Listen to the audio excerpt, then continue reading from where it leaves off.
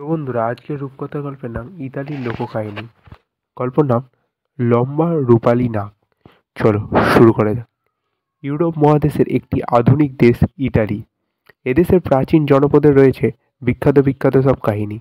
অনেক গল্প কাহিনী আমাদের দেশে সাধারণ মানুষদের কাহিনীর মতোই। এখানকার গল্পটা আরও সাধারণ।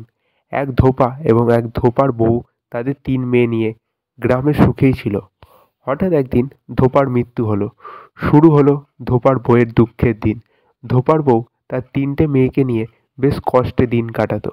দিনভর তারা কাপড় ধোয়ার কাজ করত, কিন্তু যে টাকা পেত তা দিয়ে তাদের দুবেলা পেটের ভাতও জুটত না। একদিন তাই বড় মেয়ে দুঃখ করে বলল, মা, এই কষ্ট আর ভালো লাগে না। এর চেয়ে দুষ্টু লোকেদের বাড়িতে কাজ পেলেই আমি গিয়ে করব। বাড়িতে আর থাকবো না।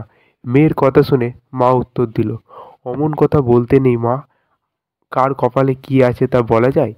এর কদিন পর একটি লোক এলো তাদের বাড়িতে।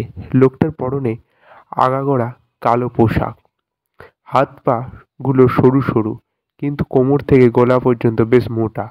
নাকটা বকের ঠোঁটের মতো, অস্বাভাবিক রকম লম্বা আর রূপোর মতো চকচকে।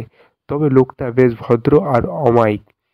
লোকটি ধোপার বউকে লক্ষ্য করে বলল, আমি জানি 3টি মেয়ে তোমার, আমার কাজের জন্য একটি মেয়ে দিতে পারবে? বড় মেয়ে একথা শুনে লোকটির বাড়ি যেতে রাজি হয়ে গেল। কিন্তু তার মা তাকে আড়ালে ডেকে নিয়ে বলল, মা, এরকম অদ্ভুত নাকওয়ালা লোক আমি আর কখনো দেখিনি। আমার যেন কেমন সন্দেহ হচ্ছে। মেয়েটির মায়ের কথার উত্তর দিয়ে বলল, তা হোক, বাড়িতে না খেয়ে কষ্ট করার চেয়ে ওই লোকটার বাড়িতে আমি যাব। তার মা তাকে অনেক বুঝালো, কিন্তু কিছুতেই শুনল না সে। অগত্যা তার মা রাজি হলো। বড় মেয়েকে সঙ্গে নিয়ে চলল রূপালী নাকওয়ালা লোকটার কাছে। অনেক রাস্তাঘাট, বন জঙ্গল, পাহাড় পর্বত পেরিয়ে অবশেষে একটা বাড়ির কাছে এলো, থামলো সে। বাড়িটাতে কেমন যেন ভুতুড়ে মনে হচ্ছিল। বড় মেয়ে কিছুটা ভয় পেল, কিন্তু তখন তো ফিরে যাওয়ার কোনো উপায় নেই তার।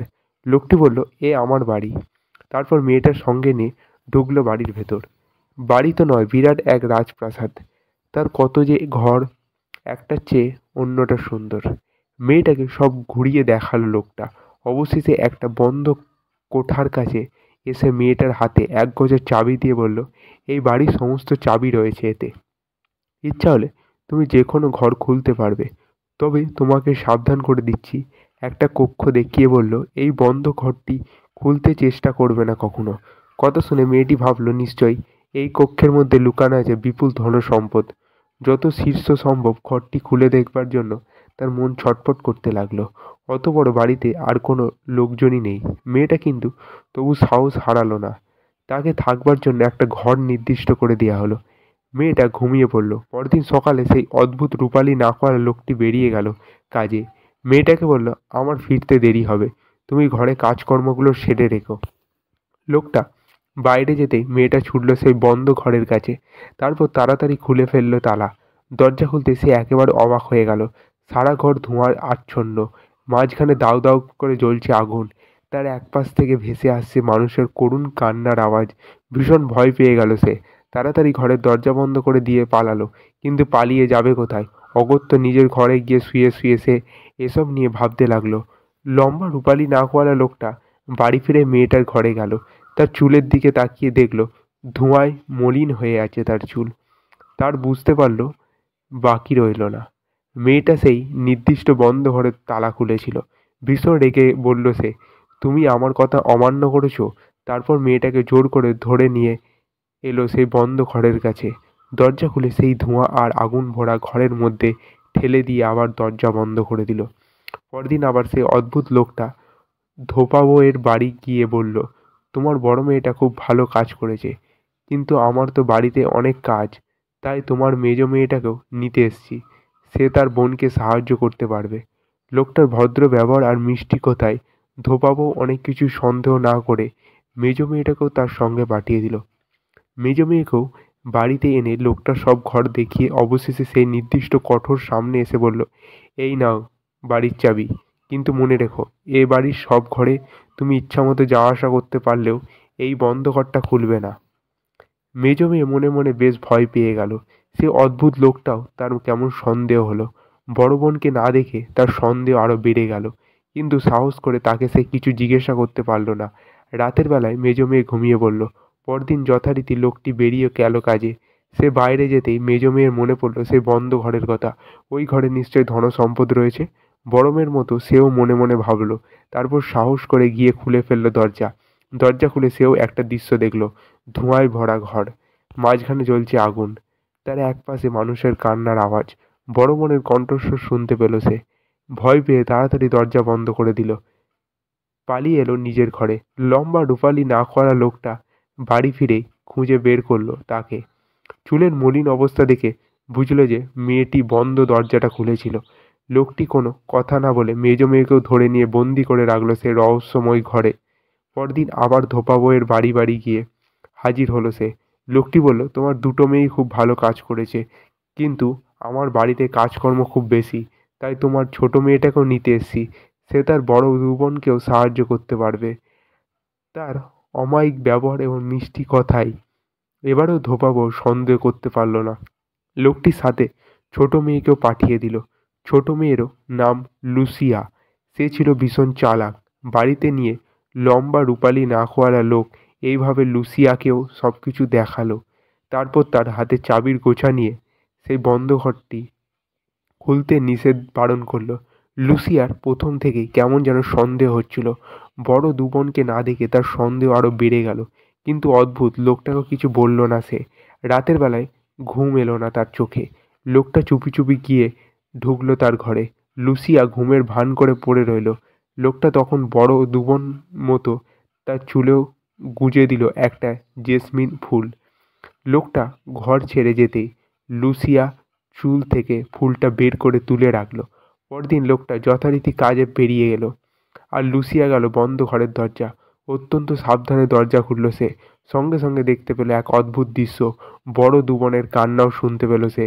তারা তাকে বলতে লাগলো, লুসিয়া, আমরা মরে যাচ্ছি, আমাদের উদ্ধার করো বোন, আমাদের উদ্ধার করো। লুসিয়া তাড়াতাড়ি দরজা বন্ধ করে ঘরে তালা লাগিয়ে দিল। সে বুঝতে পারলো ওই লম্বা রূপালি নাকওয়ালা লোকটা আসলে মানুষ না, দুষ্ট প্রতারক। তার বড় দু বোনকে বন্দি করে রেখেছে। সামান্য ত্রুটি পেলেও তাকেও রেহাই দেবে না সে। ওই বন্ধ ঘর থেকে বড় দু বোনকে কী করে উদ্ধার করা যাবে, আপাতত তাই সে ভাবতে লাগলো।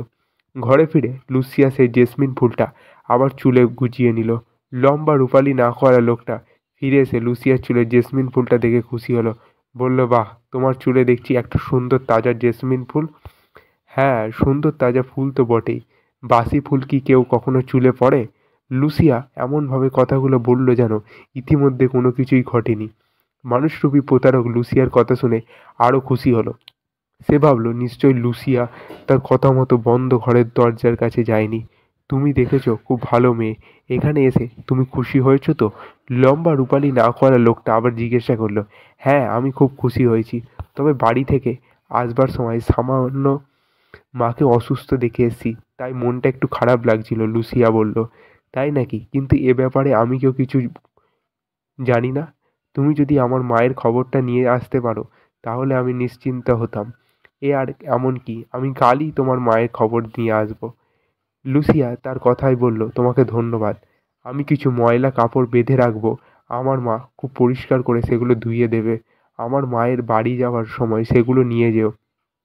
লম্বা নাকওয়ালা লোকটা রাজি হলো। তারপর সে বাইরে গেল। লুসিয়া বন্ধ ঘর থেকে বের করে নিয়ে এলো তার বড় বোনকে। তারপর ময়লা কাপড়ের বোঝার মধ্যে তাকে নিয়ে ভরে গেল। বলল, এর মধ্যে চুপ করে থেকো বুবু। ওই প্রতারকটা ঘাড়ে বয়ে তোমাকে বাড়িতে রেখে আসবে। যদি পথে বোঝটা নামিয়ে খুলতে চেষ্টা করো তাহলে চেঁচিয়ে বলবো, আমি তোমাকে দেখতে পাচ্ছি, আমি তোমাকে দেখতে পাচ্ছি। পরদিন সকালে কাপড়ের বোঝা নেওয়ার সময় লুসিয়া লোকটাকে বলল, বোঝাটা সরাসরি আমার মায়ের কাছে নিয়ে যাবে। অন্য কোথাও নিলে আমি কিন্তু এখান থেকে দেখতে পাবো। না না, দেখো, আমি অন্য কোথাও নেব না, সে জবাব দিল। এরপর বোঝাটা কাঁধে নিয়ে রওনা হলো সে। বেশ কিছু দূর যাবার পর তার মনে হলো, বোঝাটা এত ভারী কেন? শুধু কি কাপড়, না অন্য কিছু আছে এর মধ্যে? মেয়েটা বলছে বোঝাটা অন্য কোথাও নিলে সে দেখতে পাবে, তাই এত দূর কি আর দেখতে পাবে? এই ভেবে বোঝাটা নামিয়ে খুলতে গেল সে। আমি তোমাকে দেখতে পাচ্ছি, আমি তোমাকে দেখতে পাচ্ছি, কাপড়ের গাদার ভেতর থেকে চেঁচিয়ে উঠল বড় বোন। বাপরে, সত্যিই তো মেয়েটি দেখতে পায় দূর থেকে। লুসিয়াই তাই বাড়ি থেকে চেঁচিয়ে কথা বলছে মনে করল সে। তাড়াতাড়ি কাপড়ের বোঝাটা কাঁধে নিয়ে আবার হাঁটতে লাগলো রূপালী নাকওয়ালা ছদ্মবেশী দুষ্টু লোকটি। সোজা গিয়ে হাজির হলো ধোপা বউয়ের বাড়ি। লোকটি ধোপা বউয়ের কাছে এসে বলল, তোমার মেয়ে লুসিয়া এই কাপড়গুলো পাঠিয়েছে ধোয়ার জন্য, আর জানতে চেয়েছে তুমি কেমন আছো। ধোপা বউ বলল, আমি ভালো আছি। আমার মেয়ের ভালো আছে তো? জিজ্ঞাসা করলো সে। হ্যাঁ, তার তিনজনই ভালো আছে, জবাব দিল ছদ্মবেশী লোকটা। আমি অন্য দিন এসে কাপড়গুলো নিয়ে যাব। লোকটি চলে যেতে কাপড়ের বোঝা খুলল ধোপা বউ, আর ভেতর থেকে বেরিয়ে এলো তার বড় মেয়ে। পরের সপ্তাহে এইভাবে লুসিয়া তার মেজ বোনকে বাড়ি পাঠালো। এরপর নিজের উদ্ধারের কথা ভাবতে লাগলো। তারপর সপ্তাহ আবার সে লম্বা রোপালি নাকওয়ালা লোকটা যেতে বলল তার মায়ের কাছে। আগের মতোই ময়লা কাপড়ের বোঝা নিয়ে। এত ভারী বোঝা টানতে আর ইচ্ছা হলো না তার। সে ছদ্মবেশী শয়তানটার কিন্তু কাজকর্ম আর ব্যবহারের জন্য লুসিয়াকে সে খুব পছন্দ করে ফেলেছিল। তাই লুসিয়ার মায়ের বাড়ি যেতে এবারেই সে রাজি হলো। কিন্তু লুসিয়া বলল, রাতের বেলা আমি কাপড়ের বোঝা বেঁধে রাখবো, তুমি সকালে নিয়ে যেও। আমার মাথাটা খুব ব্যথা করেছে, সকালে ঘুম থেকে ডাকাডাকি করে আমাকে তোলো না। এদিকে লুসিয়া করছে কি, পুরনো কাপড় দিয়ে খুব বড় একটা পুতুল বানিয়েছে, লম্বায় ঠিক নিজের সমান।